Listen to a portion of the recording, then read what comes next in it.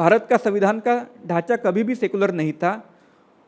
आपने देखा होगा कि आर्टिकल 25 टू 28, ये चारों आर्टिकल आप अनुच्छेद पढ़ेंगे तो ये सेकुलरिज्म के बेसिक्स कहा जाते हैं, संविधान सेकुलरिज्म का मूल भाव बताए जाते हैं।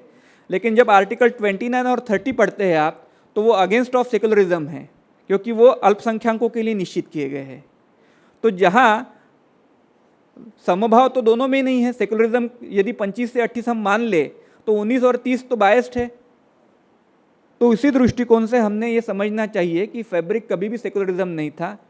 और आगे जाके मैं बताना चाहूँगा आर्टिकल 28 और 30 की जब हम बात करते हैं तो आर्टिकल 28 में स्पष्ट रूप में कहा गया है कि भारत के किसी भी शिक्षा संस्थान में आप धर्म से संबंधित पढ़ाई पढ़ा नहीं सकते हैं, और यदि वो पढ़ाई जाती है तो उसकी एजुकेशनल मान्यता इमीडिएट निरस्त की जाएगी।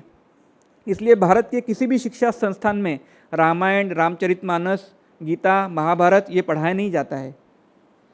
लेकिन उसी समय आर्टिकल 30 है जो माइनॉरिटीज़ के लिए बनाया गया था, जिसमें बताया गया है कि जो भाषिक और धार्मिक अल्पसंख्यक समुदाय है वो अपने रिलीजियस एजुकेशनल इंस्टीट्यूट चला सकता है, संचालित कर सकता है, वहाँ अपना मजहबी एजुकेशन दे सकता है, और आवश्यकता लगी तो सरकार उसको सब्सिडी देगी।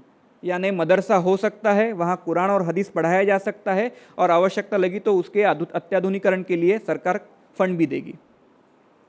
होता क्या है कि इस प्रकार से भेदभाव होने के कारण हमारा बच्चा पहली कक्षा से जब पढ़ता है तो उसको धर्म का कोई ज्ञान नहीं होता है, और जब ग्रेजुएट बनता है तो वो नास्तिकतावादी बन जाता है, और उनका बच्चा पहली कक्षा से धर्म पढ़ते पढ़ते आगे जाके मजहबी कट्टर बन जाता है।